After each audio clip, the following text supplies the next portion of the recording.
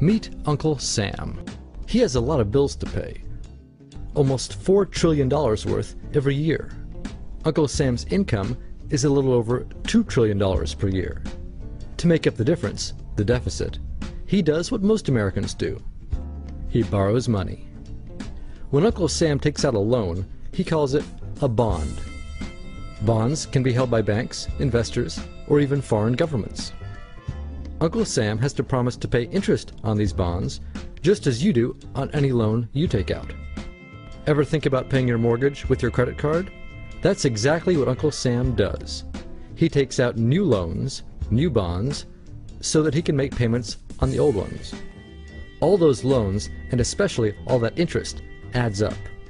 Right now, Uncle Sam owes about $14 trillion. To put that in perspective, $14 trillion is about the same as the national GDP, the total value of all the goods and services produced by the American economy in an entire year. It's such a huge amount of money that Uncle Sam is starting to run out of people to borrow from, and he's having trouble just paying the interest on his loans. The obvious solution would be to either cut spending or increase taxes. But if he cuts spending, the people that he's spending money on would complain that they don't have money to spend, and that he was hurting the economy. If he tried to raise taxes enough to close this gap, not only would people definitely have less money to spend, he'd probably have riots on his hands. So Uncle Sam chooses the easy way to make money. Just make it. He calls up the Federal Reserve, which is our central bank, and, like magic, dollars are created and deposited in banks all around America. The problem is that the more of something there is, the less it's worth. Same goes for the US dollar. The more dollars there are, the less each one will buy. That's why commodities like gasoline, food, and gold become more expensive when Uncle Sam does his money-making magic. The commodities aren't really worth more. Your money is just worth less. That's called inflation. Remember the foreign governments that lent money to Uncle Sam? When they lent money to the American government, something interesting happened. It made the US look richer, and their countries look poorer. When a country looks poor compared to America, $1 of our money buys a lot of their money. So they can pay their workers only a few pennies a day. With such low labor costs, they can sell their products in America for lower prices than any American manufacturer can.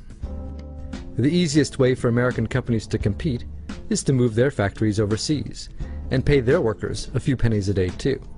This contributes to a recession. Americans lose their jobs, stop paying taxes, and start collecting government benefits like Medicaid and unemployment. This means that Uncle Sam has even less income and even more expenses.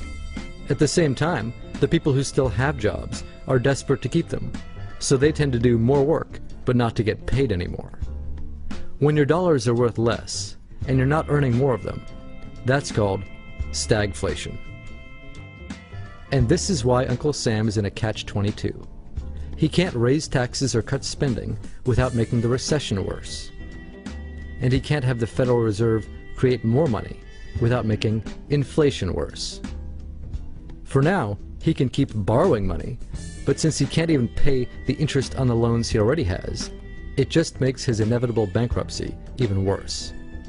Whether it's in 2 months or 2 years, the day will come when Uncle Sam can no longer pay his bills. When that happens, the banks, investors, and foreign governments who are counting on that money won't be able to pay their bills. You see, just like Uncle Sam, governments, banks, and corporations don't actually have much money. Mostly, all they have is debt to each other. If one link in the debt chain stops paying, defaults, the whole thing falls apart. If investors can't pay their bills, corporations won't be able to pay their employees. If banks can't pay their bills, you won't be able to take out a loan, use a credit card, or even withdraw your savings. If foreign governments can't pay their bills, their own banks and corporations will have the same problems. That's called a global economic collapse. It's never happened before, so nobody really knows how bad it will be, how long it will last, or even how we'll eventually get out of it. The house of cards has already been built. There's no painless way to dismantle it now. All we can do is to educate each other about what's actually going on, and to prepare for what may be very extraordinary circumstances.